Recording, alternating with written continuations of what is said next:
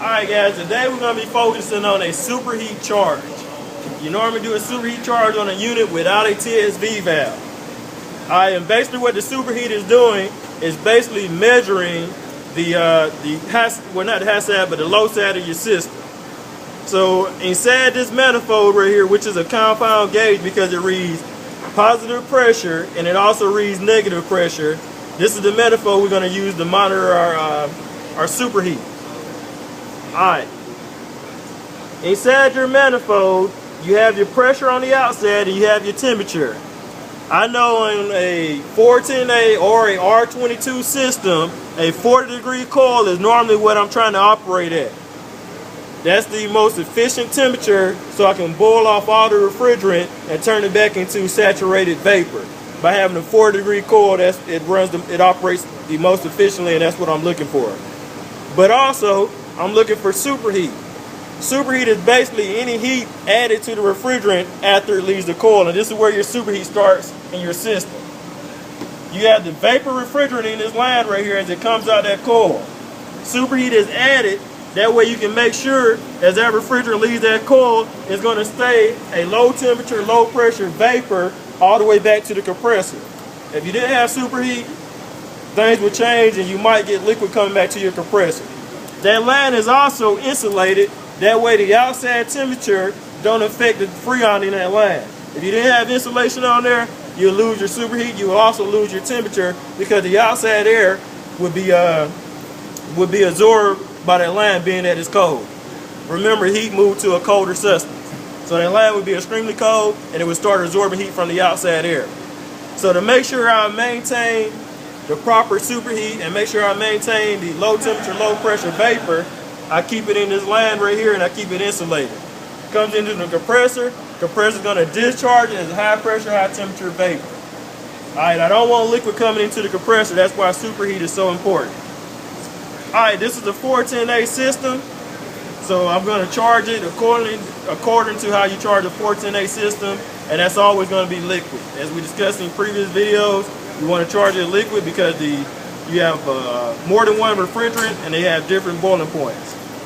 Alright, so let's go ahead and close the cylinder off because we just now used it for our recovery in the first video. Look at the arrows, close it the other way. And then we're going to hook it back up to our 410A cylinder and we're going to put refrigerant back into the system. Alright, at the same time, let's go ahead and check our superheat. Let's go ahead and check our superheat. Basically, to get a correct superheat, you are going to take the temperature off the suction line. And then you're going to take the temperature that you're reading inside your manifold. And you're going to subtract the temperature from inside your manifold from whatever you read off your suction line. So Travis, what you got on your suction line right now? What's the temperature? 58. Alright, now what's the temperature you read inside your manifold? Like 23. 23. So 58 for 23, what's that? 25? 35? Alright, so I'm gonna say your superheat is too high.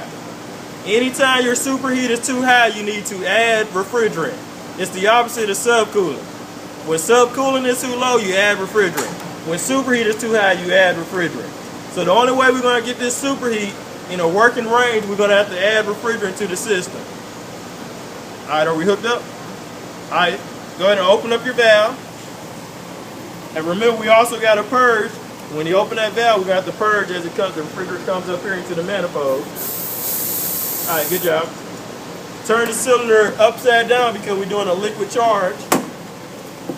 Damn, Adam, you couldn't turn that box on? Alright, now let's go ahead and open up the suction side and allow freon to go into the system. Remember, you're only going to open it up probably about 5 to 8 seconds. And eventually it'll start building the pressure back up as we add the freon, which is going to affect the temperature.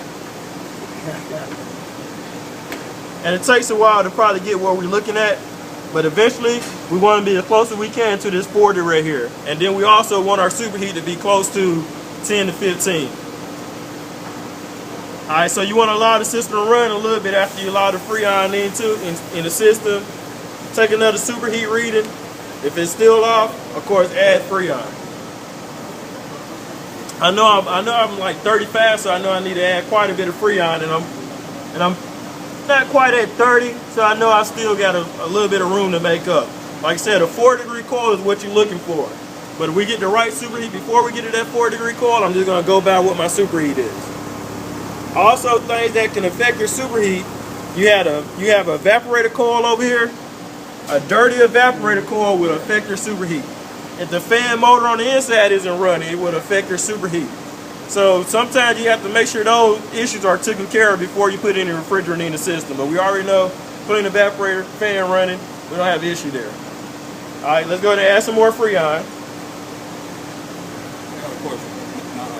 You say 5 to 8 seconds. Now, what if you leave it open longer than that? You'll flood the compressor.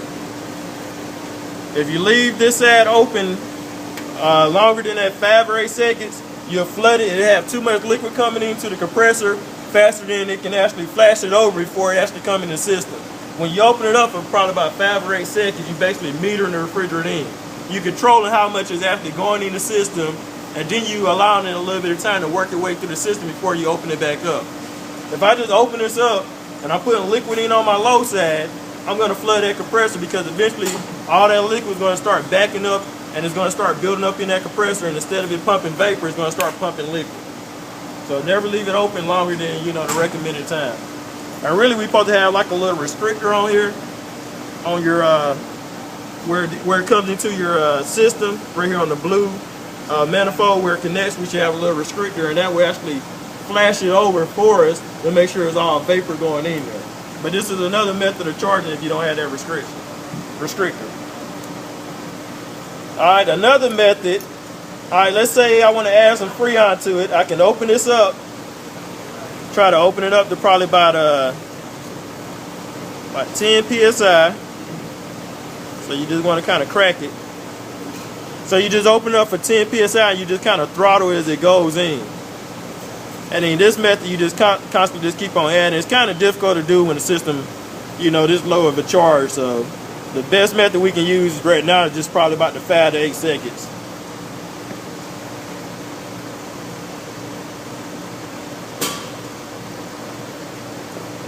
All right, we should be getting there.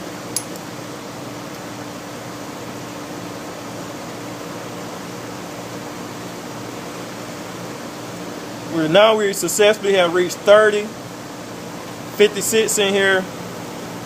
So we're still a little bit off from where we need to be. So we're gonna keep on putting Freon in a little bit more. See if we can't get a little bit past this 30. And if you notice, as you add Freon, the numbers start dropping on your temperature a little bit, but the pressure in here start going up as you add Freon, which lets you know the system is responding. And you know, see your numbers still coming down a little bit, so it is trying to balance itself out a little bit. No, we're doing superheat.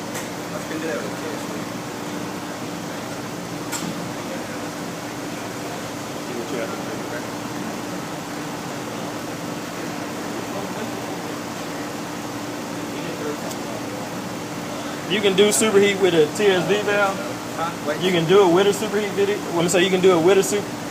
You can do superheat with a TSV valve, but you don't have to because the TSV valve takes care of the superheat for you. But you can check your superheat with a TSV valve. That's how you adjust the TSV valve to the proper superheat. But it monitors it for you, so you really just focus on subcooling. All right, let's let a little bit more Freon in it. See, our temperature is still coming down on our line, so we know we are making an impact on the system.